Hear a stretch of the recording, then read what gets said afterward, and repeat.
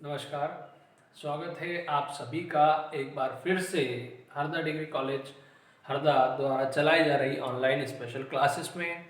ये MSc fourth same के big data analytics के वीडियो सीरीज का फोर्थ वीडियो है। आइए स्टार्ट करते हैं।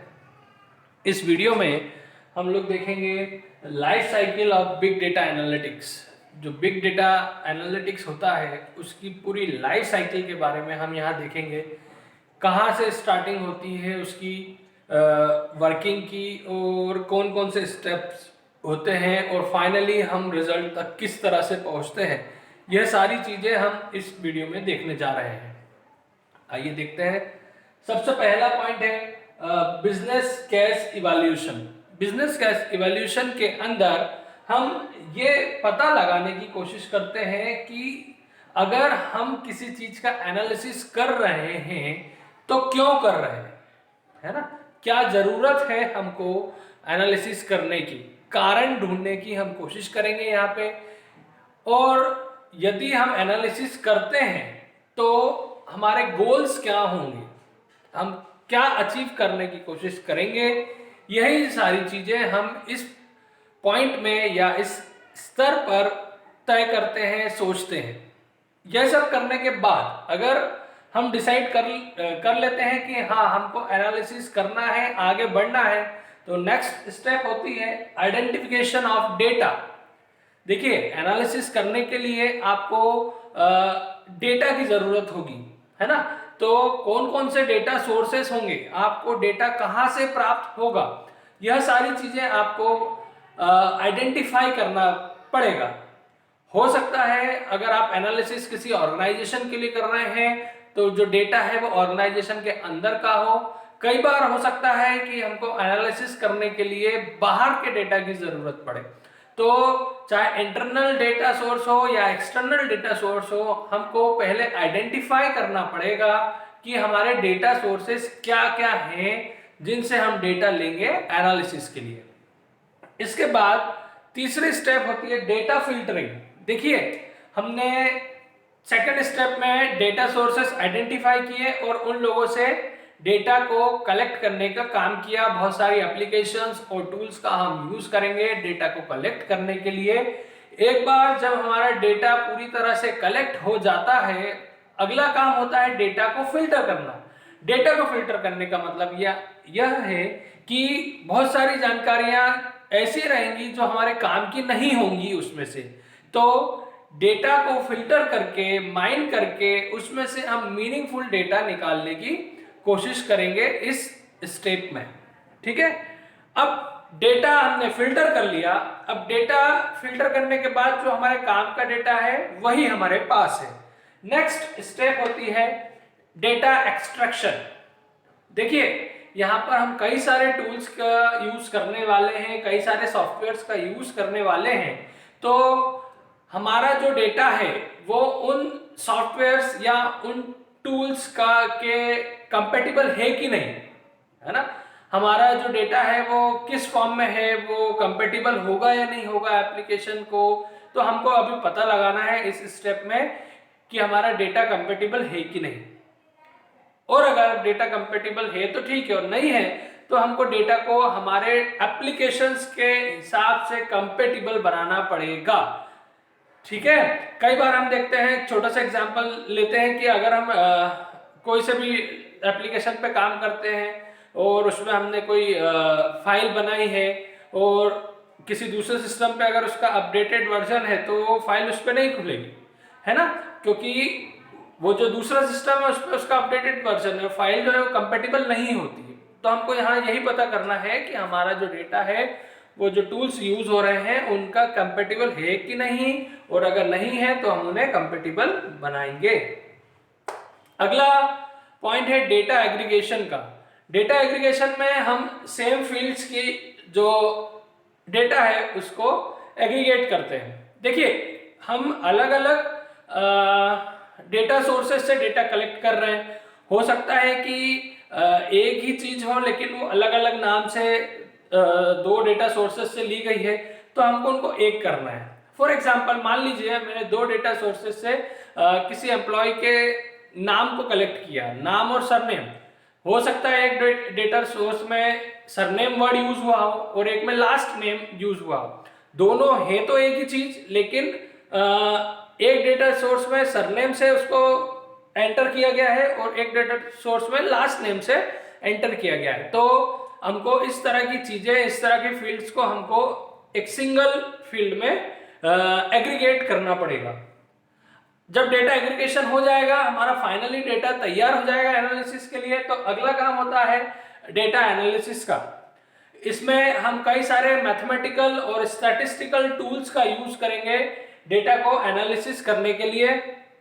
डेटा का एनालिसिस करने के बाद हम देखिए, और डेटा का एनालिसिस करते समय हो सकता है कि हमको हमने कुछ हाइपोथेसिस लेके चले हों, या हो सकता है कि हमने कुछ हाइपोथेसिस नहीं लेके चले हों।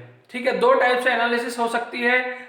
सबसे पहले टाइप में हम एक पहले से ही प्रिज्यूम करके चलेंगे कि ऐसा हो सकता है, तो हम उस स्टेटमेंट को लेकर चलेंगे कि जो एनालिसिस कर रहे हैं तो वो उस स्टेटमेंट को, उस हाइपोथेसिस को सपोर्ट कर रही है या नहीं। और दूसरे टाइप का जो एनालिसिस होता है उसमें हम कोई स्टेटमेंट, हाइपोथेसिस मान के नहीं चलते हैं, जो हमारा एनालिसिस है उसके हिसाब से रिजल्ट पे जाते हैं। ठीक है, फाइनली जब डेटा एनालिसिस हो जाता है तो हम उसका विजुअलाइजेशन करते हैं। विजुअलाइजेशन करने का मतलब ये है कि ग्राफ्स, चार्ट्स, पाई चार्ट्स, इन सब ग्राफिकल इंस्ट्रूमेंट्स का यूज करके डेटा का विजुअलाइजेशन किया जाएगा। जो फाइनली हमारा डेटा जो रिजल्ट आया है उसको ग्राफ्स के फॉर्म में या चार्ट्स के फॉर्म में हम रिप्रेजेंट करेंगे and forward it for decision making. और उन लोगों को ये रिजल्ट हम फॉरवर्ड कर देंगे जिनके लिए हमने डेटा एनालिसिस का काम किया है, ताकि वो इस एनालिसिस का यूज करके एनालिसिस का यूज करके जो भी अपना काम है उससे रिलेटेड डिसीजन मेकिंग कर सके। तो ये था हमारा life cycle of big data analytics. ये इंपॉर्टेंट टॉपिक है बिग डेटा एनालिटिक्स में। आइए आगे बढ़ते हैं। अब अगला टॉपिक देख रहे हैं हम, types of big data analytics. Big data analytics के अलग अलग टाइप्स होते हैं, 4 टाइप होते हैं कुल जो हम पढ़ने वाले हैं। पहला टाइप है डिस्क्रिप्टिव एनालिटिक्स। डिस्क्रिप्टिव एनालिटिक्स के थ्रू हम ये स्टडी करते हैं कि क्या हुआ है, अभी तक क्या हुआ है, व्हाट हैज हैपेंड। ठीक है, मतलब जैसे इट समराइजेस पास्ट डेटा, मतलब पुराने डेटा का यूज करके उनको समराइज करके ये यहाँ पर ये बताया जाता है कि अभी तक क्या हुआ है ना। जैसे मान लीजिए किसी कंपनी को अपना प्रॉफिट फाइंड करना है कि आज तक कितना हमको प्रॉफिट हुआ है, तो पास्ट डेटा का यूज करके उसको एक ऐसे फॉर्म में यहाँ कन्वर्ट कर दिया जाता है जिसको इजीली अंडरस्टैंडेबल हो या इंटरप्रेटेबल हो ह्यूमन के लिए, ह्यूमन आसानी से उसको समझ सके। फॉर एग्जाम्पल देख रहे हैं यहाँ पर एक कोई कंपनी है, उसको 3 साल का अपना प्रॉफिट देखना है कि कितना प्रॉफिट हुआ है। तो पुराने डेटा का यूज करके डिस्क्रिप्टिव एनालिटिक्स किया गया है और इसका रिजल्ट जो है वो एक ग्राफ के फॉर्म में यहाँ पर रिप्रेजेंट किया गया है, जिसको देखकर जो भी ऑनर है वो पता लगा सकता है कि किस साल में उसका कितना प्रॉफिट हुआ है, प्रॉफिट ऊपर गया है, नीचे गया है, सारी चीजें यहाँ पर कंपनी का ऑनर पता लगा सकता है। ये डिस्क्रिप्टिव एनालिटिक्स जो होते हैं इनका यूज रिपोर्ट्स बनाने में, कंपनी का जो फाइनल रिपोर्ट होती है या प्रॉफिट है, सेल्स कितना हुआ है, इन सारी चीजों को की स्टडी करने में बहुत ज्यादा किया जाता है ना। तो आपको सिर्फ एक चीज यहाँ माइंड में ध्यान रखना है, डिस्क्रिप्टिव एनालिटिक्स मतलब क्या फाइंड करता है कि क्या हुआ है ना।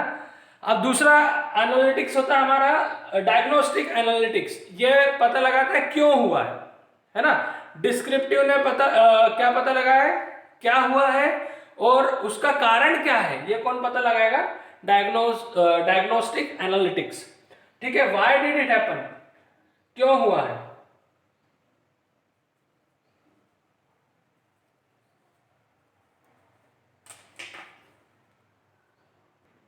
दूसरा टाइप का एनालिटिक्स है हमारा डायग्नोस्टिक एनालिटिक्स, या ये फाइंड करता है कि क्या क्यों हुआ है ना, कोई भी चीज क्यों हुई है।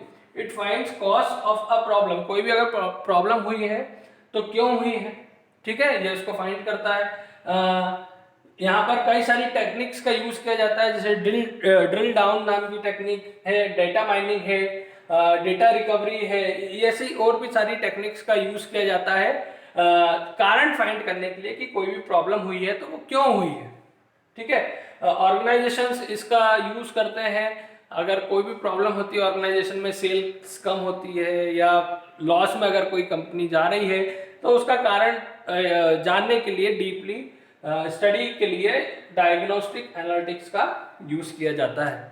इसके एग्जांपल की बात करें, कई ई कॉमर्स कंपनीज इसका यूज करती हैं, है ना।